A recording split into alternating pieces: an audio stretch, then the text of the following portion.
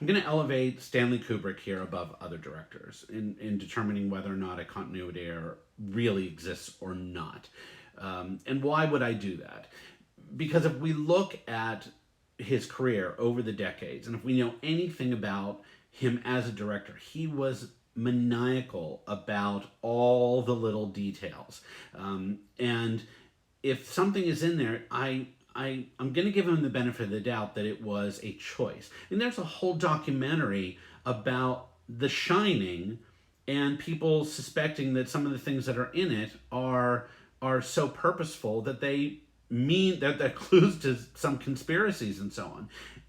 But there are, and they point out those continuity errors some of us had noticed before, such as the character Halloran. There's no possible way that his office could have a window that looks outside. It just is geographically impossible. And there's also huge wide shots, establishing shots of the Overlook Hotel, in which there is no maze visible whatsoever.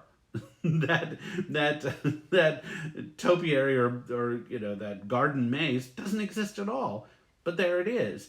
And and then, and of course there's that famous scene where he crosses the 180-degree line in the bathroom, where Jack Torrance flips back and forth from left to right, right to left. He keeps going back and forth, and that's kind of a verboten thing sometimes in making films, but he does it on purpose. He has a very good reason for making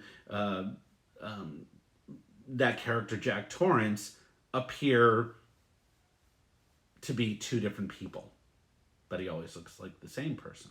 So is it two people inhabiting? Anyway, so in this scene that I'm going to show in Lolita, which is an earlier film in his career, I believe that this is a choice. I believe he did this absolutely on purpose.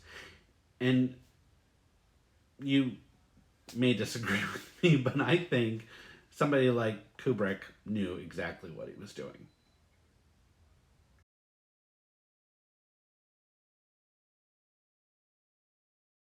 James Mason, his character's Humbert, is having dessert and coffee with Shelley Winters. Charlotte Hayes is her name.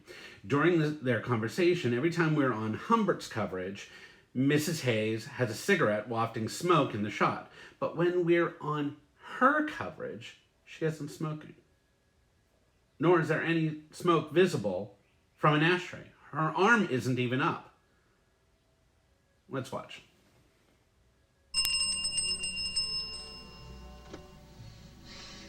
You know, I have a glorious surprise for us. One of your dramatic suites? Guess again. The Fowlers have been arrested. Oh, really?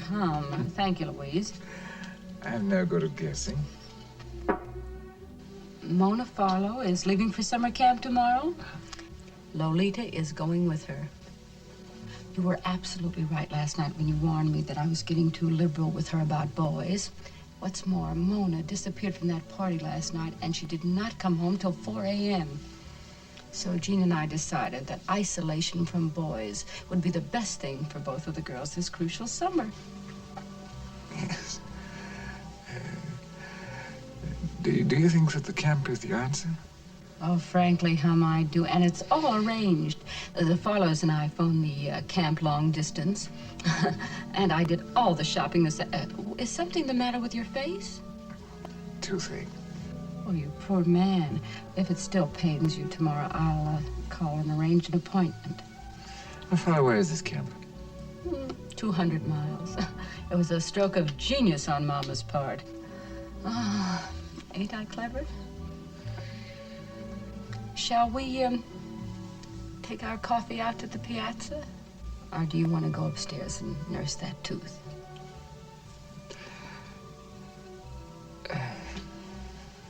Nurse the tooth. So why do I think this could be intentional? I think Kubrick wants a barrier, a haze, Charlotte Hayes, if you will, keeping Humbert out of reach. There's always this emotional separation between these two characters. And since it is Charlotte who wishes the veil to be removed, it is from her point of view that it exists. Humbert doesn't need a physical barrier from his point of view because his resolve will always be to keep her away. His is permanent and needs no physical representation. And remember also that at the time Lolita was filmed, this was well before home video.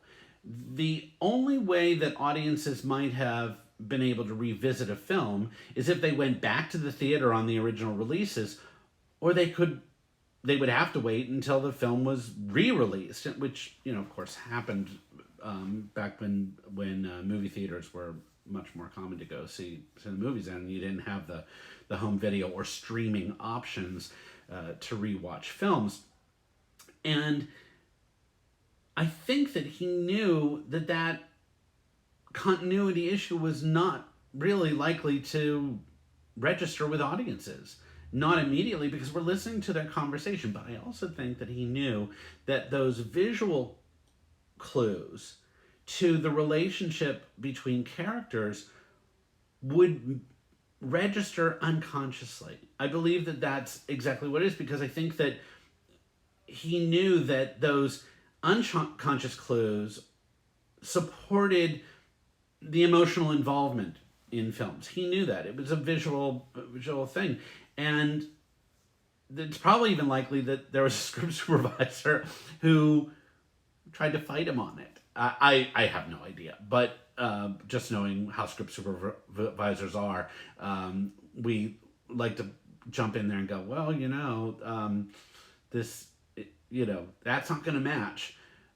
But I've worked with directors who,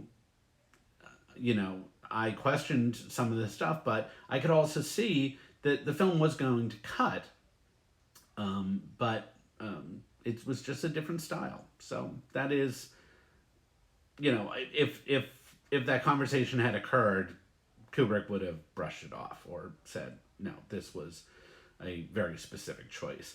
He's a very knowledgeable filmmaker. He knew the rules. He would know exactly what is expected as far as coverage is concerned. But if you know the rules that well, you also know that if you break them, you know how to break them and how to break them to tell a story in the way that you want to do it. So I think that's what he did.